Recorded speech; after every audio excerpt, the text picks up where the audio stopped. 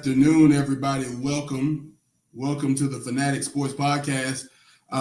Very excited. A big day. First of all, welcome back. We've had a fun little, I don't want to say vacation, but we had some days off. But a good week. I hope your fantasy team is doing well. We are on episode 49 of the Fanatic Sports Podcast, and it's a very special day, and I'll tell you why. So today I got my man Tim Terry here with me. First and foremost, Sully Award winner, Tim Terry. All right. Now he's got a lot of titles, right? From alderman to play-by-play guru to a hog fan, which might be at the top of the list. But Sully Award winner was the one that stuck out to me. So super excited to have you here with us, man. A pleasure to have you with us, and I can't say thank you enough for your time. I know how valuable it is. So we won't waste much. So before we, well, man, listen. I want to say thank you again. I appreciate you joining us. You bet, my pleasure. I appreciate you having me on. Sir, yes, sir. All right, so we're called the Fanatic Sports Podcast, Tim, because fan is short for fanatic. Fanatic is a synonym of crazy, or as I like to say, passionate. Okay, yeah. We've all got. You can pick whatever favorite team you like, whether it's high school, college, pros, whatever your favorite team is, and how you became a fan of that team. Give me one or two stories about your favorite teams. Well, I mean, I'm a Dallas Cowboys NFL guy. Of course, growing up, they were all, it was on TV, I guess, back in the day. And so the whole family would gather around, and they were coming out of those 70s Super Bowl wins. They were still pretty decent there in the early 80s. So I just got on board, and I think my kindergarten picture in our annual has me wearing a Cowboys shirt. So they're I've obviously been a fan of them the longest. Now I'm a Razorbacks fan for sure through and through. And then obviously going to Greenwood High School and then getting the broadcasting gig back in 1999. That's really been my passion, just is Greenwood broadcasting for the last 27 years, I guess. Man, so listen, I this whole thing for me started in broadcasting, sports broadcasting. I started with a minor league football team. And we played a lot of ball games down in Fort Smith. And then when my knees said it was time to stop playing, I started coaching, and then coaching led to broadcasting. We got the opportunity to broadcast. And so, fast forward 10 years and I've been doing the same thing, but it all started for me with high school sports. So let's take a second to shout out to high school sports, especially shout out to Greenwood. Actually, one of my buddies is actually coaching, I believe it's Fort Smith Northside, like junior high or kid team or something like that. They're actually coaching right now as we speak. And so, man, and actually I got the opportunity to work down there. And so I got to we broadcasted a ball game. So shout out to the Southern Sports Network. We broadcasted a little league ball game in Fort Smith, and it was I forgot what team it was, but they were against Greenwood's little league team. And on that team, this was probably 2017, 2018, there was a kid named Kane Archer. And his brother were playing on that team. And dude, when I tell you this, Kane and Cash, first of all, they look like grown men out there. This was like 8 or 10 or something like that. They look like grown men out there at that age. But Kane was the quarterback. He's quarterback, right? Yes, sir. Yeah. So Kane was just faster than every other kid. And like in little league ball today, it's kind of the most athletic kid plays quarterback. But more than that, he was clearly not quarterback just because he was faster than everybody else. Like this kid had a 5-step drop at 10 years old. I mean, he's reading his second and third options. Like this kid is money. Now I'm sure you've seen a good portion of Kane. Talk to me a little bit about what you've seen so far with Kane. Well, I mean, he got thrown in the fire as a freshman. We brought him up into varsity, and then our quarterback got hurt. And I don't know if you remember the big comeback against Fort Smith Northside of three, Yes, 4 years sir. ago. He threw the Sure Hail did. Mary there at the end. And but even coming up through junior high, he just, you could tell he had the football IQ. I mean, he was kind of bred to play quarterback. Yeah. I visited with his dad a lot. And back then Cash kind of played wide receiver too. Cash was a good wide receiver. Never got to play any of that in high school. He was always on the D line, but yeah, those two were special. And but Kane he doesn't. Everything's got to be positive. Last night he got sacked a couple times, and he was so mad that one guy brought him down. He's evaded so many one-on-one tackles back there. Um, but he's just got the football IQ, and he's such a great kid. I've seen kid last night, a Harbor player got a cramp, and he was over there with his leg before the training staff That's got so out there trying cool. to get the cramp out for the other team. He's just an amazing kid. I That's, talked to him this morning. Yeah, man, so funny enough, I ran across Kane and Cash and Old Man Archer. Adam, I believe it is his dad's yes, name. So world is as big as your phone, and yeah, so I joined some like Madden league on Facebook, and okay, with some friends of mine from Fort Smith, and we ended up in that same league with Kane and Cash and Adam. Dude, when I tell you, like, these are two of the most well-mannered, and I'm preaching to the yeah, choir when I tell you this, two of the most well-mannered, smart, savvy, mannerable, honorable young men. Like, it was a great pleasure to have the opportunity to, like, just interact with these kids, right? And then Old Man Archer was a hoot himself, and it was just really cool to see that, man. So to see this kid get all the accolades and have all the success he had is really, really cool, man. I am just amazed with his ability with both of them, their ability to just be, because a lot of times, and I'll tell you, Tim, I was one of those guys. So I'm from Little Rock originally. I played for Parkview, and our yeah. football team stunk when I was there. We were terrible. They're great now, and I like to think that my days, 20 years ago, my days of sowing seeds are starting to pay off now with 3 back-to-back Yes, rings. But, yes, but we stunk when I was there. I don't know if I had anything to do with it. We were terrible. And so but man, I suffered from success, Tim. I was no good when it came to like any level of success. My summer before my senior year, I had an awesome camp, right? And summer before my junior year. So I was a sophomore. I yeah. kind of made like honorable mention or something. Like, I don't know, it's a few accolades, but they saw a big kid and a lot of potential, and somebody made the mistake of telling me, and that was all I needed, man. I was in class cussing out teachers, and I was no good, man. Yeah, I suffered from success, man. I'm serious. But just to see these kids be like good, upstanding kids, and so you dominate on the field. That's one thing. You can dominate off the field as well, and these kids do that, man. And that's a really, really cool thing. And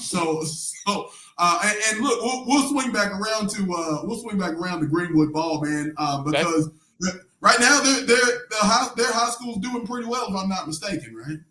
Yeah, we've won back-to-back titles. Been to the finals, I think, 9 of the last 10 years. 3-0 right now, riding a 29-game win streak. I mean, everything's going pretty well. Yes, sir.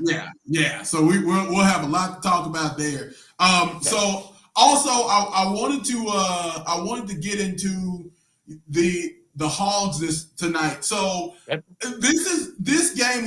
We got Ole Miss tonight, 6 p.m. Central.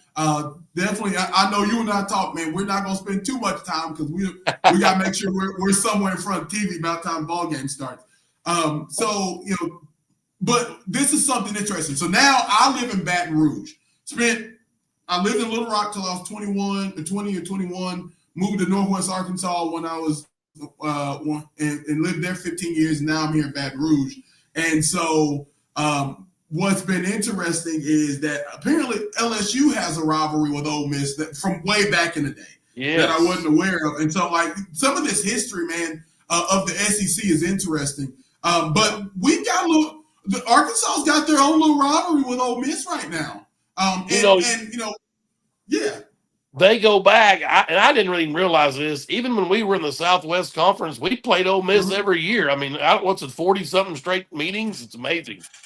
That I had no idea, right? So, and I'm 40, so I'm still kind of learning a lot of these rivalries. I knew about Texas. I knew about A&M, LSU, and that was the one I grew up on was LSU, right? And then they're forcing this Missouri rivalry on us, and look, we've lost enough to make it interesting now, but that's not the real. That's a money grab, and as an advertiser, I love it. As a fan, it's like, this is come on, can we make this a little more organic? And I think about organic because you look at the last 10 meetings between Ole Miss and LSU or in Arkansas, we're 5-5. I mean, there's been a lot of back and forth. We've won some games we weren't supposed to win. We've lost some games we probably shouldn't have. I mean, like it's been a real rivalry between Arkansas and Ole Miss. And you think about the heave, with Hunter Henry's Hail Mary heave that Alex Collins picked up and turned that into a win. Seventh Heaven, going back to the late 90s, early 2000s. There's been some dog fights with Ole Miss, man. Talk a little bit about some of your favorite memories from Ole Miss and the rivalry that's budding there. Well, it's funny. I'm 51, so I remember a lot of Southwest Conference stuff growing up, but for sure I'm a SEC dominant kind of guy as far as a Hog fan goes. You talk about the 7 overtimes. I've had the pleasure of becoming friends with Matt Jones, who was the quarterback for that game. And he's super humble, but I've got to just kind of visit with him some about it, kind of pick his brain, and it's very interesting to hear those. Also, the miracle on Markham with LSU, but the Hunter Henry heave. Of course, a Greenwood kid, Drew Morgan, was in that game, and he threw a block on that last play while Collins was going down. So I've got to visit with him a couple of times about it. Those 2 games were amazing. My son and I went to a game in Little Rock a few years back. It was raining. Got some tickets from Connor Nolan, who's a Greenwood kid that was on the team then. So we got to sit down in the front. I believe we ended up losing that game. But, it's been a crazy rivalry. And I'm telling you, when I read that stat that we'd met however many years straight, I just don't remember playing them in the 80s and before we got in the SEC. But it certainly is a good rivalry. It's kind of I like to think of it as a battle of the second-tier teams in the SEC, because both everybody picks on Mississippi State, but Arkansas and Ole Miss have always kind of been battling for that 4th best team in the conference or 5th, and then Ole Miss is on the come up. Lane Kiffin was a great hire. I honestly kind of rooted that maybe Arkansas would get him. I don't know why. He's kind of a punk, but I like his style offensively. He kind of opens the offense up. And obviously with Bobby Petrino back, that makes me smile a lot because if you watch the first 2 Arkansas games, we got guys just running free out there. So it's a scheme deal. Taylor Green's a great quarterback. I'll be curious. That's what I'm looking for tonight. The wide receiver separation with SEC talented cornerbacks. I just saw where Ole Miss is not starting the Simmons kid. The backup quarterback's going tonight, so maybe that'll help the Hogs a little bit too. I feel like Arkansas is going to win the football game. Yeah, I had them in a prediction of 34-24, and this before I knew about Simmons not starting. You brought up the Taylor Green and how these offenses reflect each other a little bit. I know both. That's the number 2, and what was that, number 3 and number 4 on that deal that we both shared. Number 3, number 4 SEC passers in Simmons and Taylor Green. And obviously, if Simmons isn't playing, the Greens is definitely going to go ahead of him this week for sure. And look, man, Green has been really good. And that's to be expected almost, thinking about Taylor a little bit.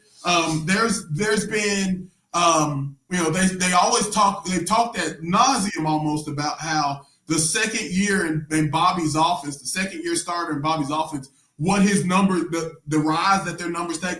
I don't want to go this far, but I've been thinking about it for about 2 weeks now. But Taylor, Lamar Jackson in his second year with Bobby Petrino won a Heisman.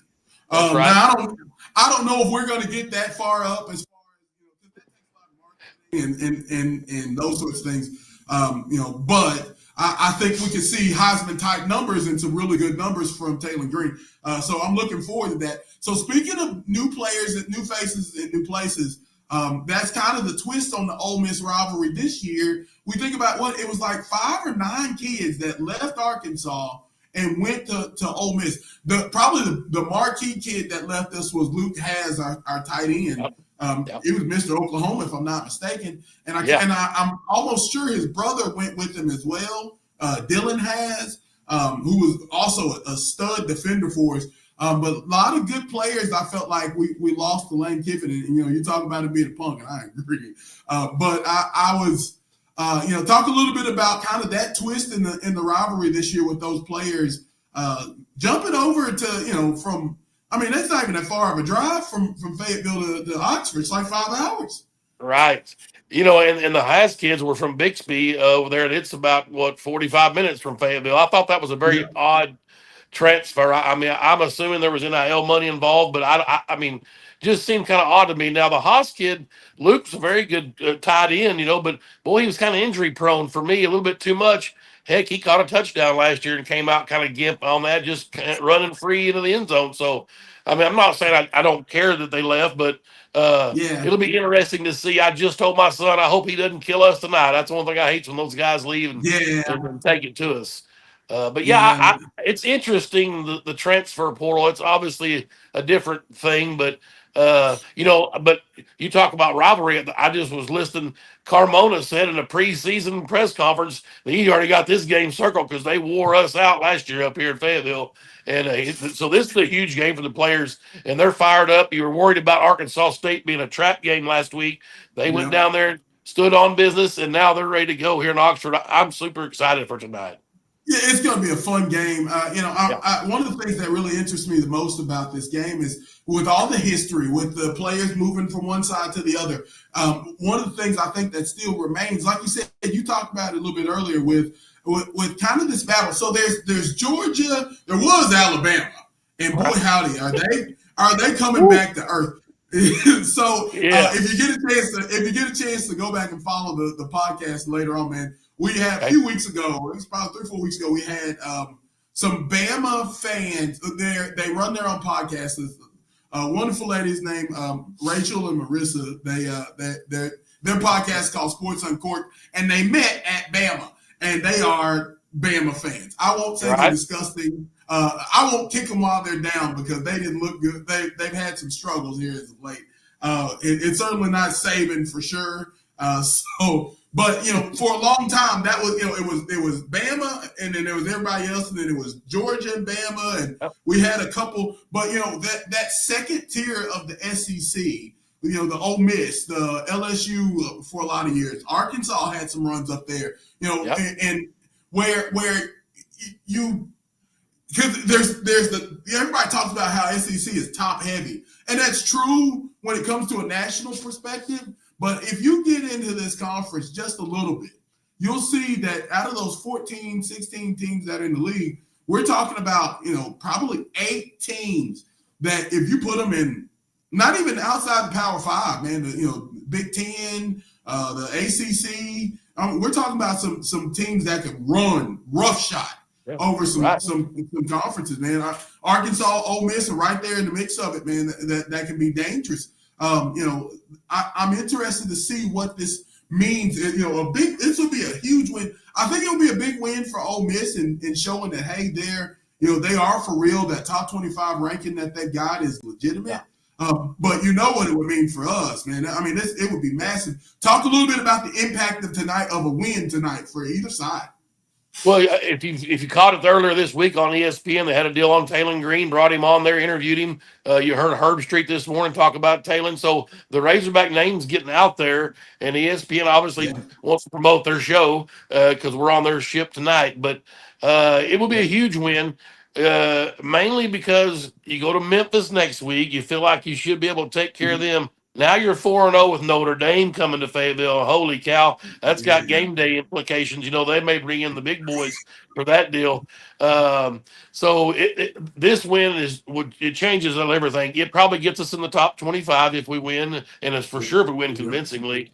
Yeah, huge game tonight. I mean, but I really, I unfortunately, I'm looking ahead of that Notre Dame game because no one's everyone's talking about their schedule. They got A&M tonight, and if they lose, they're 0-2. And how can they get through the rest of their schedule? Because it's not real tough. Well, it certainly is real tough because they've got to come to Fayetteville, a night game in Yeah. Fayetteville. It'll be electric. Yeah, and I was right there with you. I didn't want to overlook it. You know, I've been a Razorback fan long enough. If you've been a Razorback fan 10 minutes, and you'll know, man, we're bad about looking down that schedule. But that's a big game, and it would be really cool. I was eyeing the opportunity to come back home that weekend, but I don't know if it's going to work out for me. Golly, I couldn't imagine it would. I know that place is going to be electric. You know, one of the things that I hate to say it, but it's kind of true. You know, the way they sit on that conference, the conference slogan, it just means more. And so, but that's a real statement, man. And I didn't realize how much it meant until I moved away from Fayetteville, where I spent 15 years of my life, and got into some other markets that are, conference-friendly markets. And so, being down here, it's the same thing, man. This weekend they got Florida coming in town to LSU, and it's gonna be a doozy of a weekend, man. A lot going on. And that's another big rivalry for LSU is Florida. Beating Florida is important. Those three teams are the three biggest for them: Arkansas, or LSU, Ole Miss, and Florida. I'm sorry, Alabama, Ole Miss, and Florida for LSU. Right. And so, there's a lot. It means more for the conference, and so coming to Fayetteville for a team like Notre Dame, and I forgot they lost that game this weekend or a couple weekends ago. So that's a bad Miami. look for them.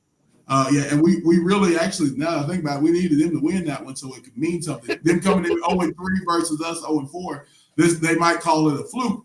But it's a good win. I'll take look, man, if we beat Fort Smith Southside, if the Razorbacks beat Fort Smith Southside, I'm gonna celebrate like we won the national championship. I'll take every W I can get. I need all of them.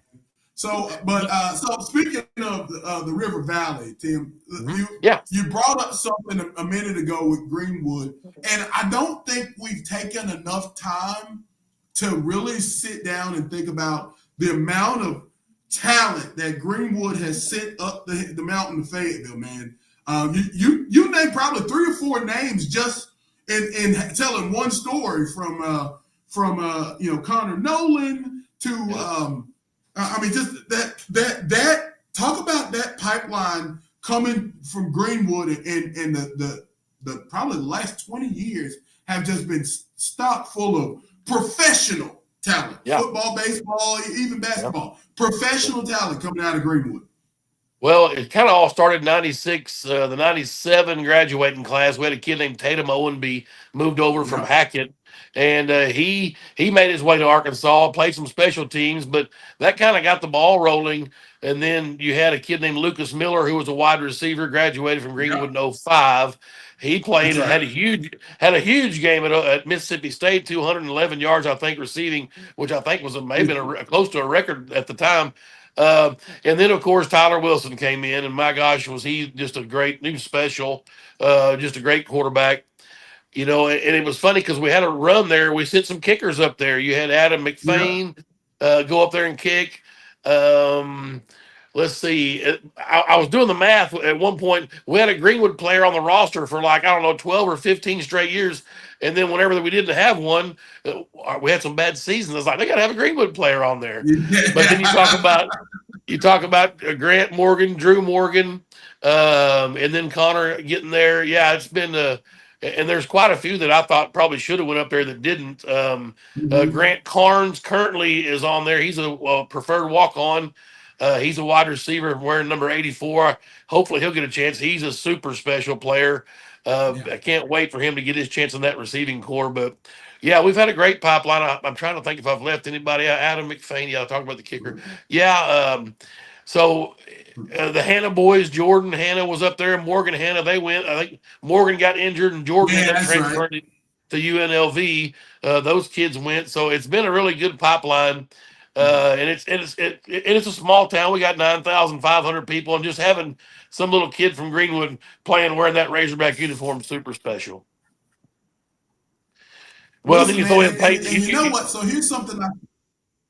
You talk about Peyton Holt too. Oh I yeah, go forgot about ahead. him. You talk about Peyton Holt Yeah, playing baseball. almost. Listen, Yeah, my gosh, he's the reason I won the Sully Award. It was a play that he did against Benton that got me the play call. So, so I owe that guy everything. He's a good friend of mine. His dad and I've been friends forever. But yeah.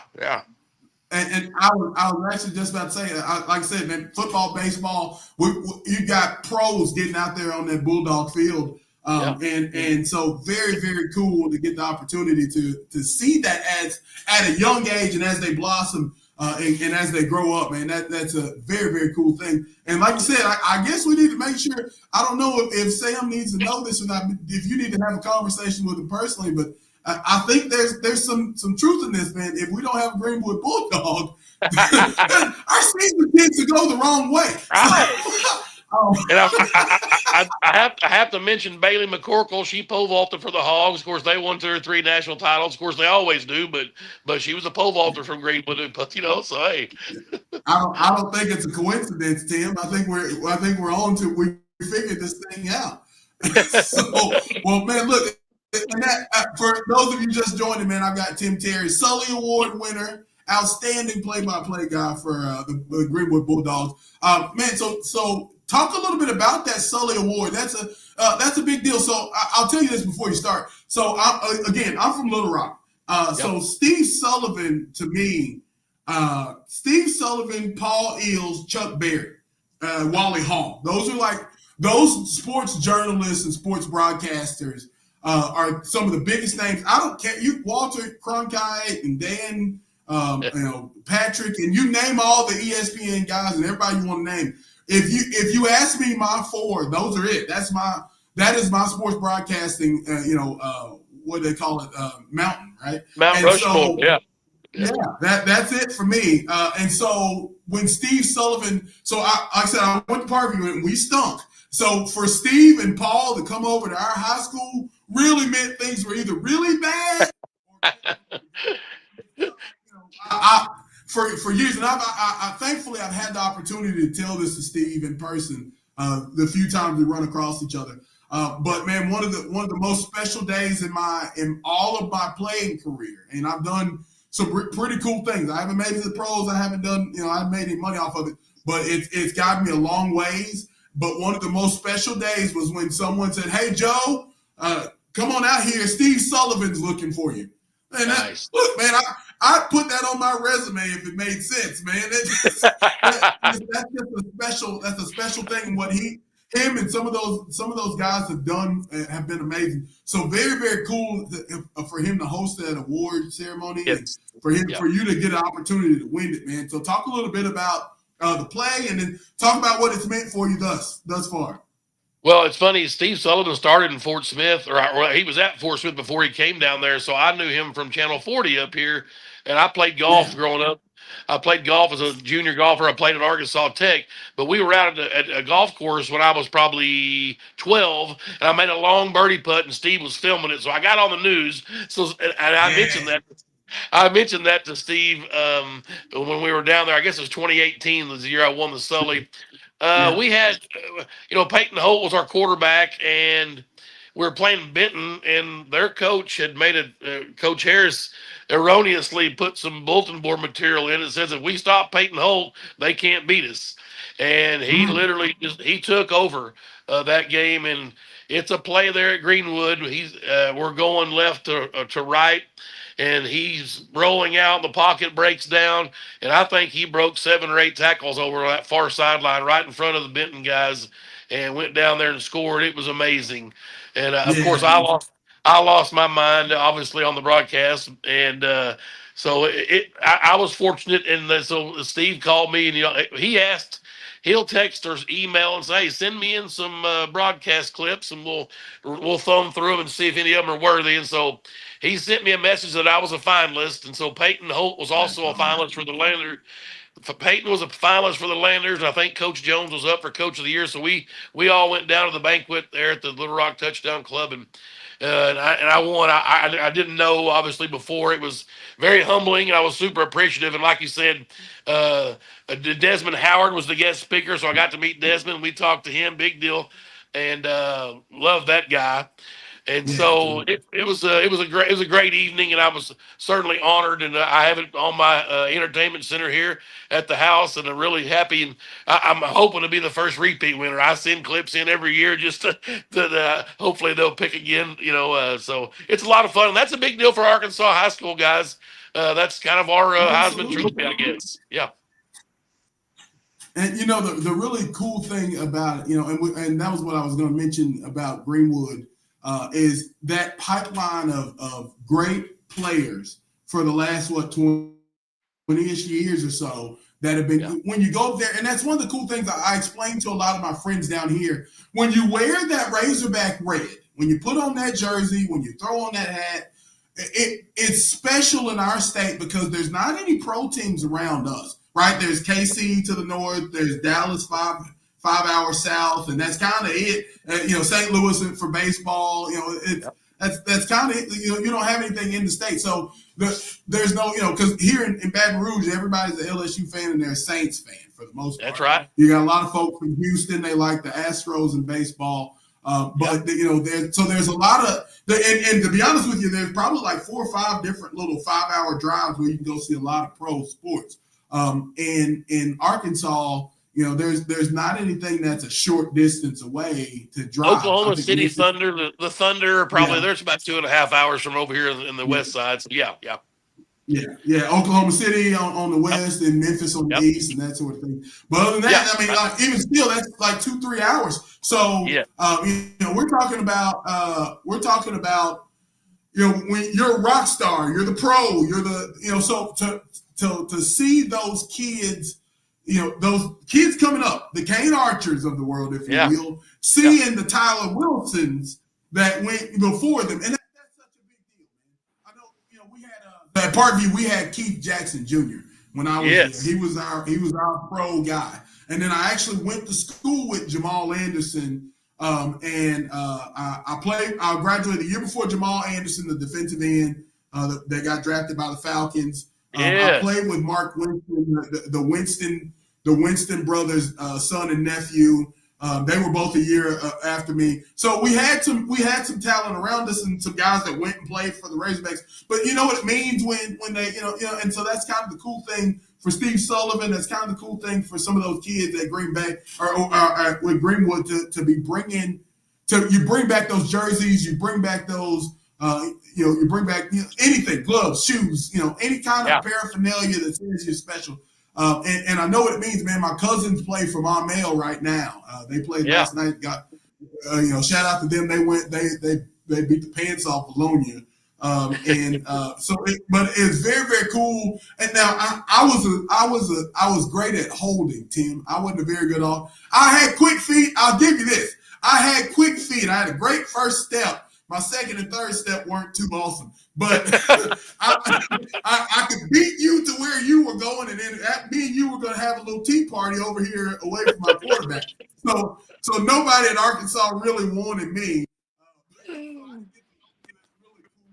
But to get the opportunity to go visit Arkansas, and so I got to do that with my cousins, and man, we had a blast. It was, they treat you like royalty, as they should, and I'm not gonna lie to you. I know I look like I'm skinny now, Tim. I gained 10 pounds over that official visit weekend. my cousin, my little cousin, Jordan is 6'9", 220, and his baby brother is 6'7", 305, and wow. Our grandfather was the shortest of 3 boys at 6'4", so. Little bit of height in our family, okay? Love it, yeah. And so we were up there, man, and I know I put a dick in all of the food they were offering. But they treat you well, but that's the special thing, man. And so the cool thing, I'll tell you this story, and then we'll move on. So how famous Texas high school football is, right? It's very, very popular across the names sometimes. So sometimes the 3-star Texas guys could be a 4 or 5-star if they played in a different state, but because they're in Texas, they've got such a lore. Well, I kind of asked around and tried to do a little bit of digging, and so shout out to my man, my homeboy Reggie Fish, former Razorback. He kind of broke this thing down for me. He's at Mesquite High School now, I believe, coaching wide receivers. And so he played wide receiver there and quarterback, and then he came to the University of Arkansas. And so what he said was this. Here's how this works. You play high school ball. You play college ball. Now, in the state of Texas, there's 15 to 20 Division I's. Depending on what part of Texas you're in, you got another 5 or 10 in Louisiana, Mississippi.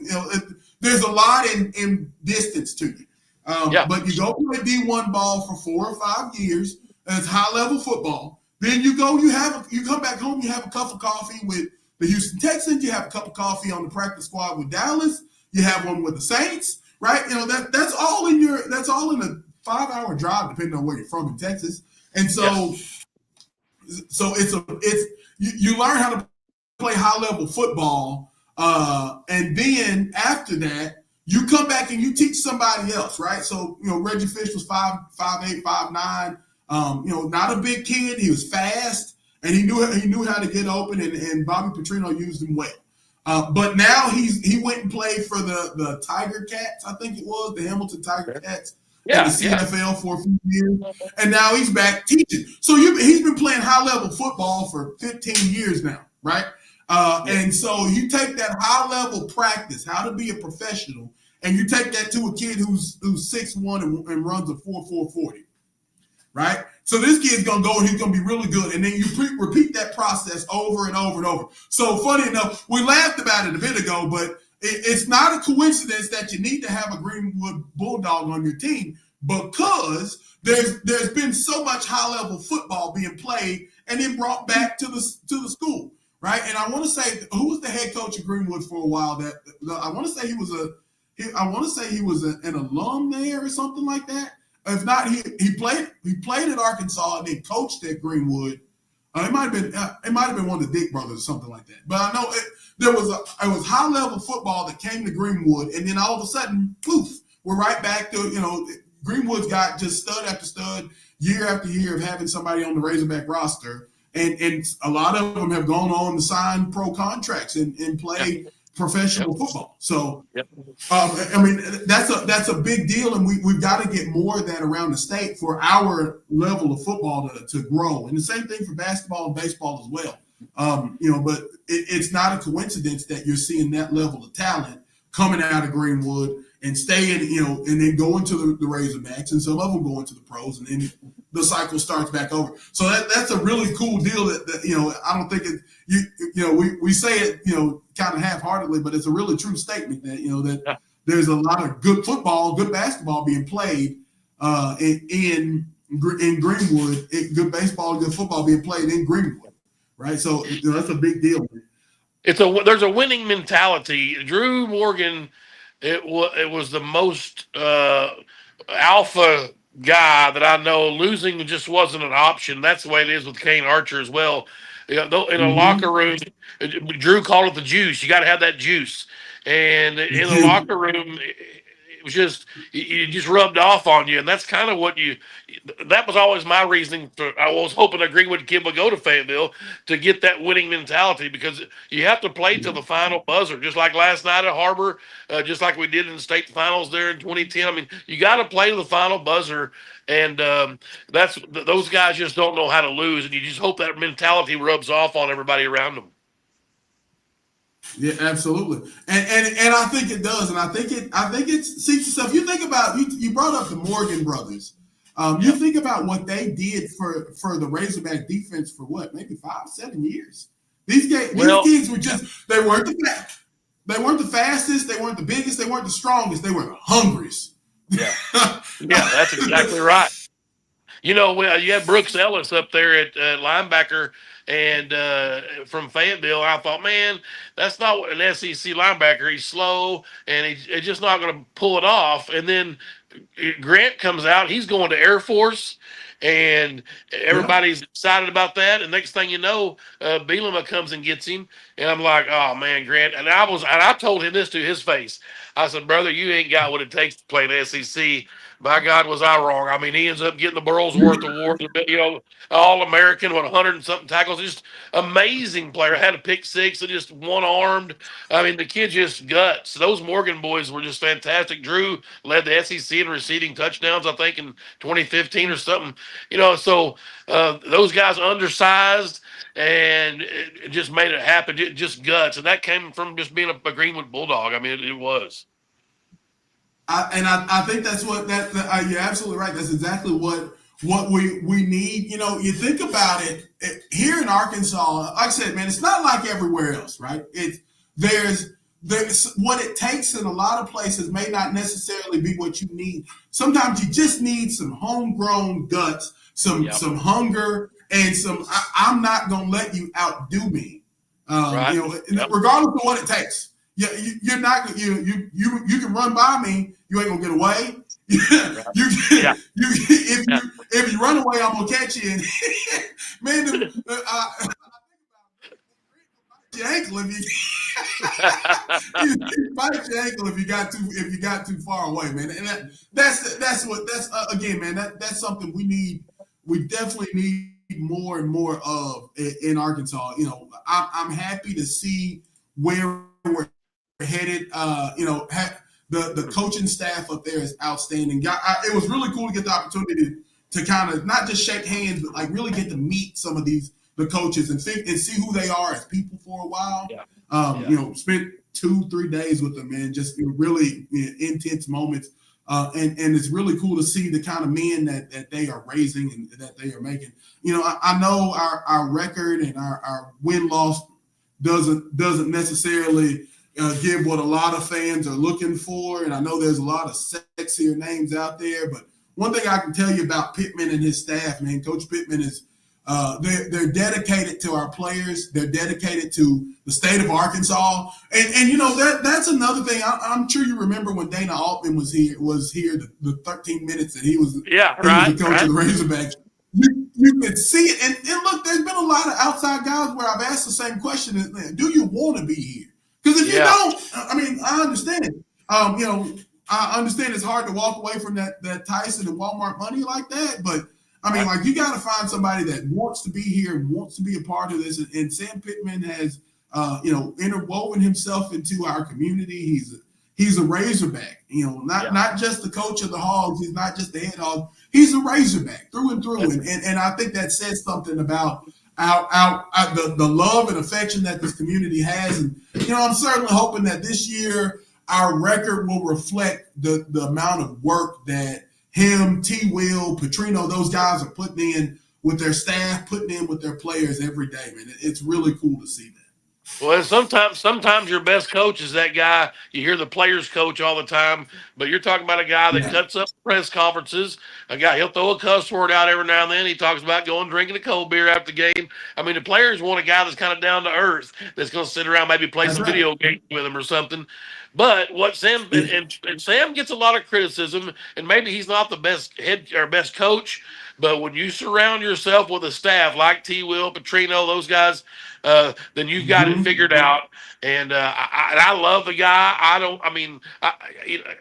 Obviously success has been average since he's been there, but I feel like I'm just glad they're giving him another chance. You keep changing head coaches every 3 or 4 years, you ain't never going to get anything established. You're never going to get a staff in there. You just can't do it. You got to stick with a guy and hope you can just catch lightning in a bottle eventually.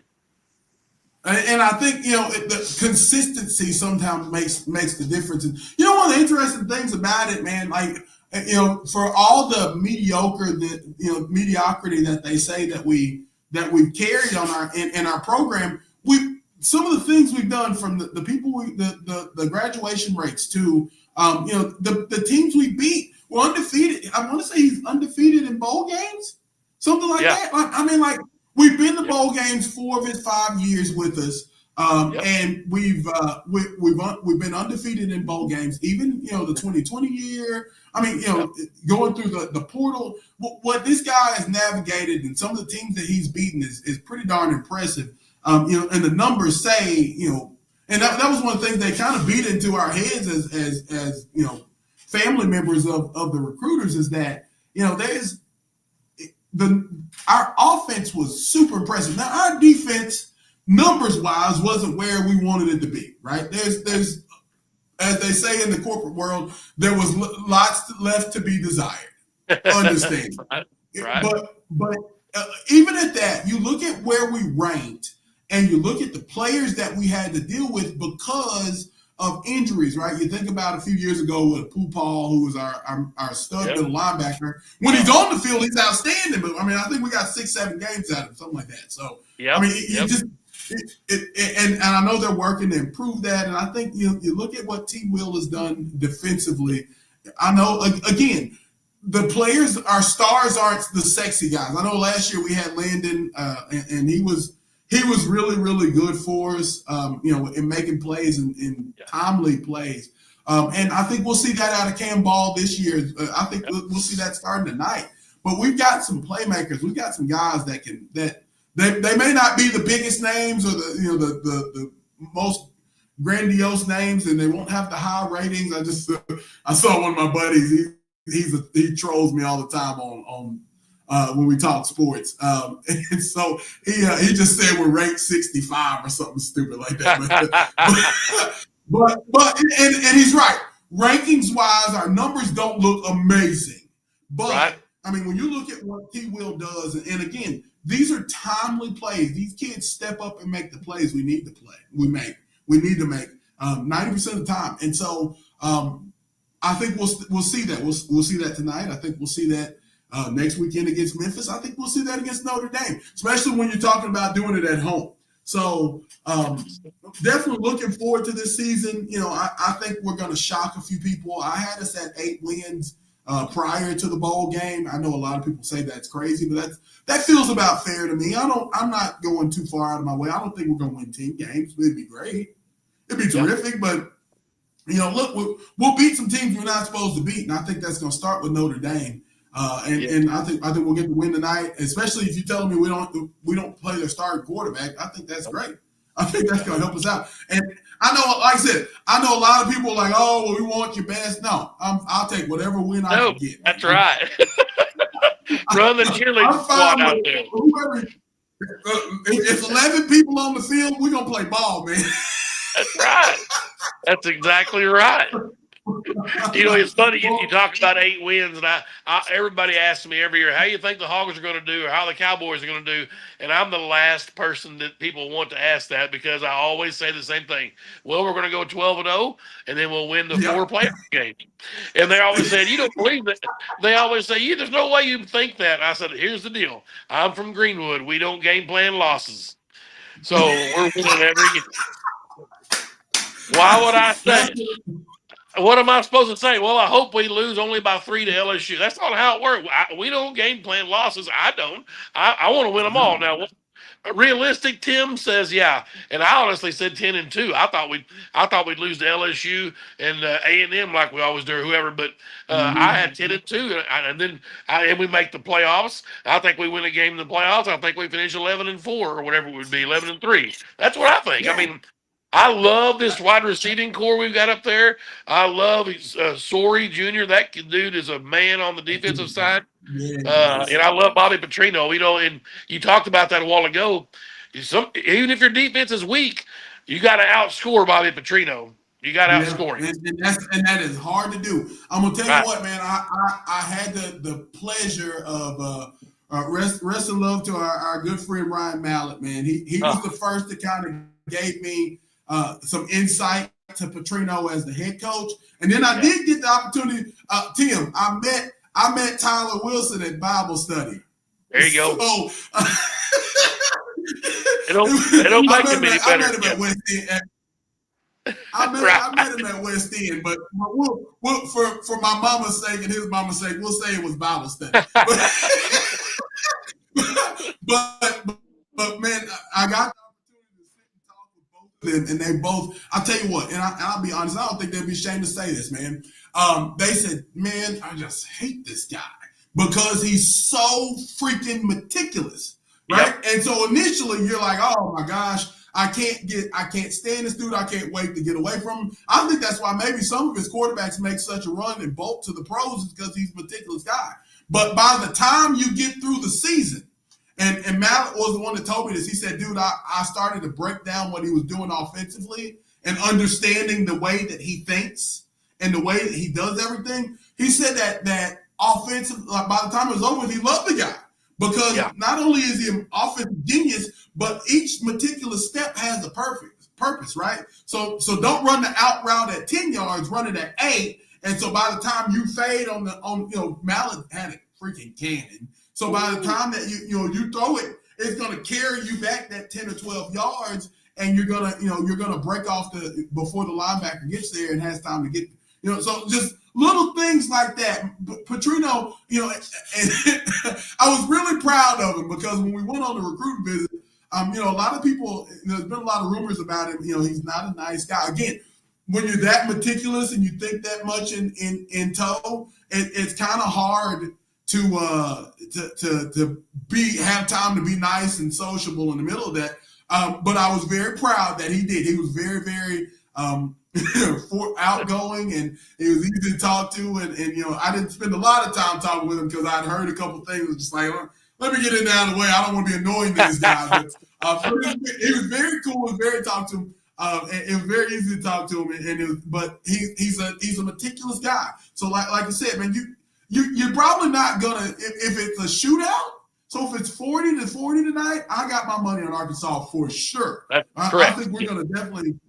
But on that same token, I think we got the perfect guy on the other side. T. Will is all fire and passion. Yes. Right? Their defense is pretty simple. They don't reinvent the wheel. They don't outthink themselves for sure. To be completely honest, and it's gonna sound bad, but it's the truth.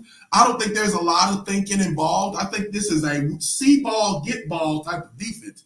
And he makes it really, really simple. So these defenders are flying around. And for a guy like T. Will, the kind of guy he is, his personality and the way he is, you want. Listen, I'm 40 and I wanted to run through a brick wall for him. I was, man, look, he asked me to grab a chair. I grabbed 3. I was ready to run around the room picking up all the chairs for him, bro. Like, this guy, you can't not love this guy. So when you put those two together, man, and you got Pittman there that's controlling the puppets as well, man, you got a good staff. Like I said, I think this could be the year where we impress some people. Some of those people, you can't turn to naysayers, right? They don't like Pittman. They want Rhett Lashley, and they want all whoever. But for those who may be on the fence, I think this might be a year where Pittman will convert a few people.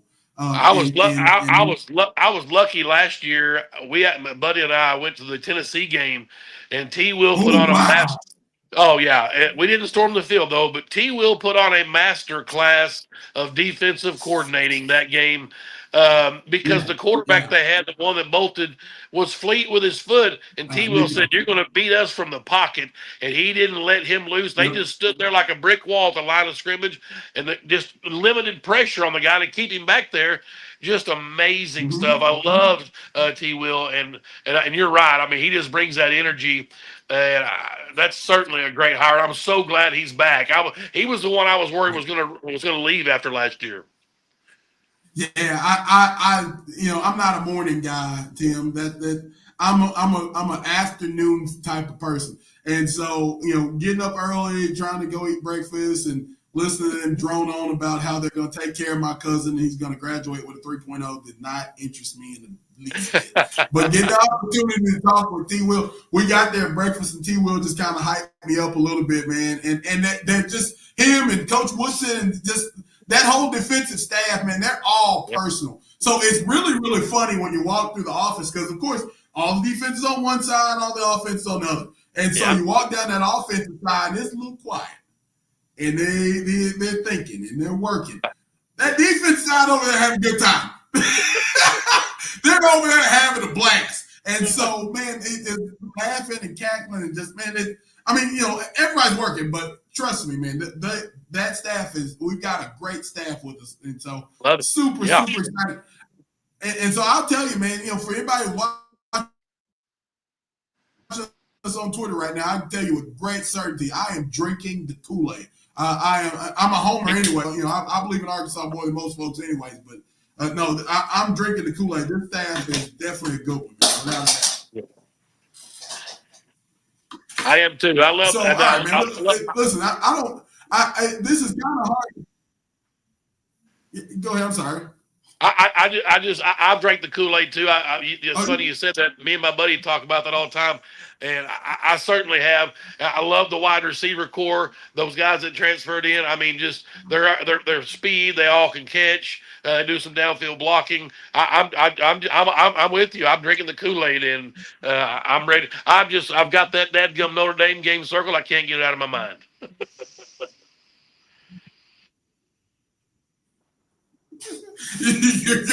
Man, I hope that we do indeed get there at 4-0 like we're hoping, man. Yes. I was gonna note that I'm shocked. We're at 56 minutes, man. It feels like we just started 10 minutes ago, but man, it's been a blast having you with us. For those that may be just joining us, you missed our good friend Tim Terry, man. We're looking forward to having you back on throughout the season. Now, do you do more than just football, or is it just football as far as play-by-play?